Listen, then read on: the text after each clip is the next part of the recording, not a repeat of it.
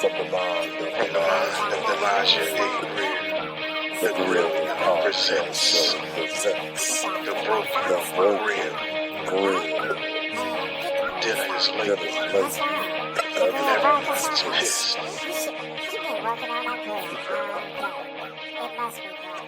Let's go. Welcome to the Broken Grill. Now, what's going on in the news? Something that hadn't went away since the beginning of time, since Eve bore Cain and Abel. The control of women's bodies and the decision made for them, or trying to be made for them, whether they should bear children or not. Now, I'll take you back into the history of that. There was a time that when women were barren, it was considered to be a curse by God, a punishment by God for them to not have children. And also back in our original history, there are stories of women who were up in age that had children. Some of them had prophets, and some of them had major figures that are throughout the Bible. Whether you believe or not, it is there for you to read. But now, we're still in the post-Roe versus Wade day, where we as citizens, we as the humans on this planet are still discussing who's in control of the woman's body. Now, I'm not going to get political. I'm just going to keep the facts because, hey, the grill is broke. Everybody's hungry and everybody's pissed because nobody is liking how this is going. But I'm going to put it to you like this. This is my factual opinion. Women are the incubators of life. That's where the child is raised, and that's how the child comes out. They are the primary caregivers for our children. The human children's humanity is incubated in them. Now, over time, man has tried to step in and say, hey, you can't do this, and here's that. Hey, you can't do this, and here's that. Now, when I was younger, there was a thing called Planned Parenthood, and it was trying to set these young girls up to become parents on their own. It wasn't familyhood or family parenthood. It was planning for being a single mom. Now, if you know anything about the black community, African American community, you know single moms have been, the rulers. They have been the backbones of every man, black man, me, myself. My mother was a single mom. She was married once. She was married twice, but I've shared that. I won't get into that. I don't know my father. My mother raised me. She gave me. Other than my Father in heaven. Now, when we as men, we as human men, or some scientists or some smart person decided to make these ways to, or these things or these items that would stop a woman from getting pregnant, the creator, the human incubator, she fought back. They came up with birth control, and women fought back. Their bodies fought back because every woman can't take birth control. They are allergic to it, or they have an allergic reaction. You came up with condoms, and women fought back. The creator, what's in them fought back. What was in them that's given to them by God fought back. Some women are allergic to latex and whatever condoms are made of.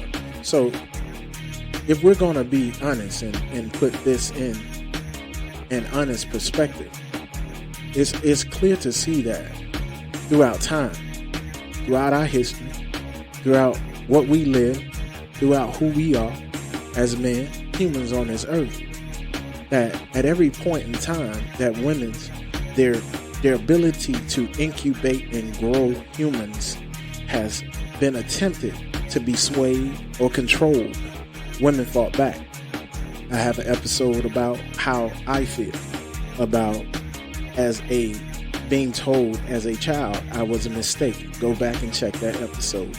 But now to get personal with it, as a child, I saw a teenage girl go through labor pains and cry to heaven, cry to God. If you've never seen that,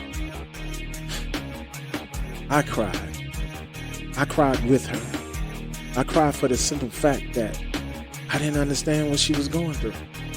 How could me as a little boy and me as a man now even understand that?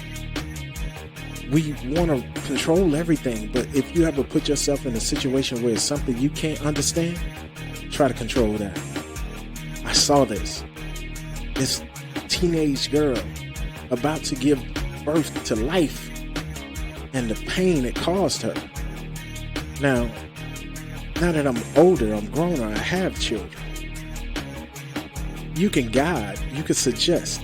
We could say, oh, you're not fit to be a parent. You're not old enough. You can't take care of that child, or you don't have a job. We do all of that.